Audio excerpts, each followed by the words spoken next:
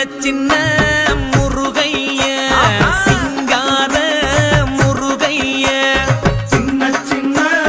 முருகைய சிங்கார முருகைய